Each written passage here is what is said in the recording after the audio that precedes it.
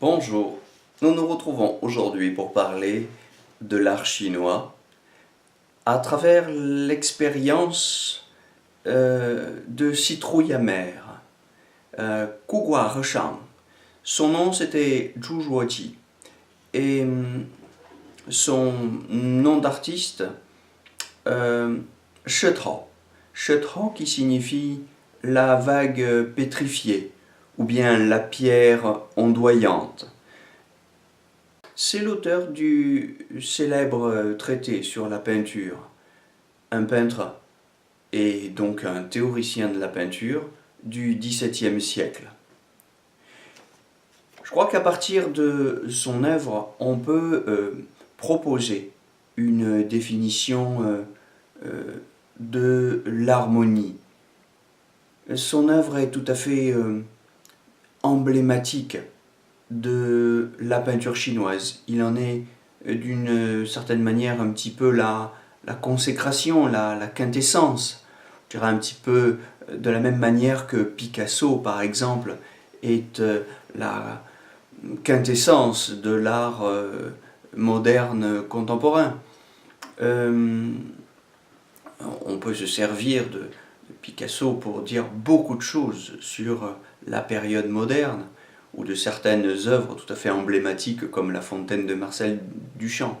Bon, eh bien, Citrouille amère, Shetao, c'est un petit peu la même chose pour la peinture chinoise classique. Alors, je vous propose d'aller à l'essentiel pour faire une vidéo qui restera courte et parler de l'harmonie telle que les Chinois l'ont pensée. L'harmonie, les harmonies, devrais-je plutôt dire, au pluriel. Xiao He, Da He, il y a des harmonies mineures et des harmonies majeures. C'est une notion très ancienne dans la pensée chinoise qui remonte à Zhuangzi, à Lao Tzu aussi. Mais c'est surtout dans le Zhuangzi qu'on trouve cette notion, avec cette différence d'harmonie mineure et d'harmonie majeure. Vous savez que Citrouille amère a été sauvée à cause d'un climat politique, disons, assez tourmenté lors du changement de dynastie au milieu du XVIIe siècle. Il a été sauvé par les taoïstes et il a vécu de monastère en monastère. Enfin bon, il a été formé par la pensée taoïste. Elle imprègne donc toute son œuvre qui illustre,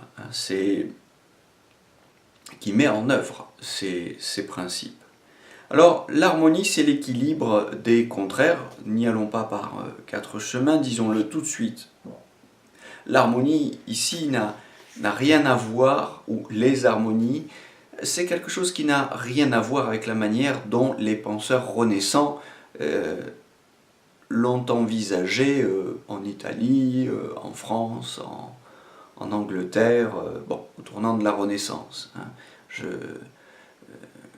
consacre une autre vidéo à cette question de l'harmonie en Occident.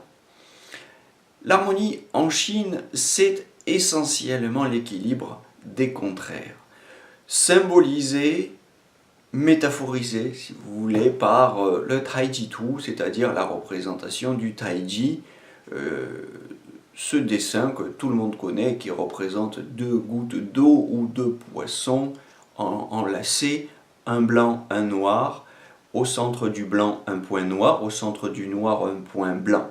C'est le Taijitu, stylisation de cette lutte des contraires, mais qui peut devenir un mariage, ces contraires qu'on peut harmoniser, et que Zhao Denyi, un penseur du XIe siècle, a stylisé de cette manière que tout le monde connaît. Donc, les contraires en peinture, eh bien, c'est le blanc et le noir. C'est le noir de l'encre et le blanc du papier. Le noir qui va servir à faire apparaître des formes, et le blanc du papier qui va rester vide. Il y a des formes et du sans forme. Il y a du plein et il y a du vide. Il y a fondamentalement dans la peinture traditionnelle chinoise, qui vous le savez est une peinture du paysage, même s'il y a des portraits, et j'ai choisi de mettre un autoportrait de Shutao en miniature de cette vidéo. Mais la peinture chinoise traditionnelle est essentiellement une peinture de paysage, et ce n'est pas pour rien. Paysage ou peinture, paysage d'abord. Paysage, ça se dit shan shui, montagne et eau. Et la peinture, c'est shan shui roi, c'est-à-dire c'est fondamentalement le dessin de la montagne et de l'eau. Et cela nous renvoie encore, comme une espèce de jeu finalement assez répétitif, mais dont les variations se déclinent à l'infini, à la contradiction du yin et du yang, parce que la montagne, c'est immobile, et l'eau, c'est mouvant, c'est mobile. La montagne, c'est solide, l'eau, évidemment, liquide. La montagne va imprimer dans les formes un mouvement ascendant. L'eau, qui en général sera tout simplement dans le blanc du papier, on ne la peint pas, ou très rarement, l'eau, elle a plutôt un mouvement descendant. Donc, le jeu de l'immobile et du mobile, du solide et du liquide, de l'ascendant et du descendant, enfin on pourrait encore, je crois, multiplier le jeu des termes contraires, eh bien tout cela fait jouer la dynamique vitale du yin-yang et va permettre de faire vivre le paysage représenté. Voilà. En outre, si on s'avise que Citrouille Amère, le théoricien de ses propos sur la peinture, propos sur la peinture du moine Citrouille Amère, écrit à la fin du XVIIe siècle, donc c'est Chautrand, c'est Chautrand lui-même. Si l'on s'avise que son nom vague pétrifié, son nom d'artiste, vague pétrifiée ou pierre ondoyante, c'est encore un jeu, une déclinaison de ce jeu des contraires, eh bien, on peut conclure de là à tout un réseau, si vous voulez, de significations qui jouent sur ce thème inépuisable du mariage impossible, puisque nous le ratons souvent, la plupart des gens vivent dans l'opposition, vivent dans la dualité. Et bien non, l'artiste chinois, le sage chinois, devrais-je dire aussi, mais aujourd'hui nous privilégions une réflexion sur l'artiste. Le sage ou l'artiste chinois, c'est celui qui réalise ce mariage impossible des contraires. Voilà, qui le réalise. Yin yang xiang dui, yin yang xiang dui, yin yang zhuang hua, yin yang jiu huan.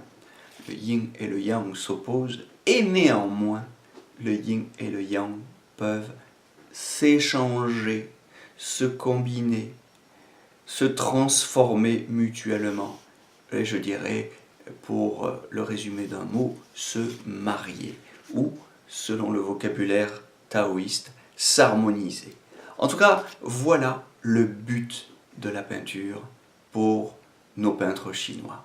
J'espère que ces précisions de vocabulaire vous aideront à construire une dissertation, ou en tout cas un discours efficace sur ce sujet si vous avez une dissertation qui s'approche de ces questions.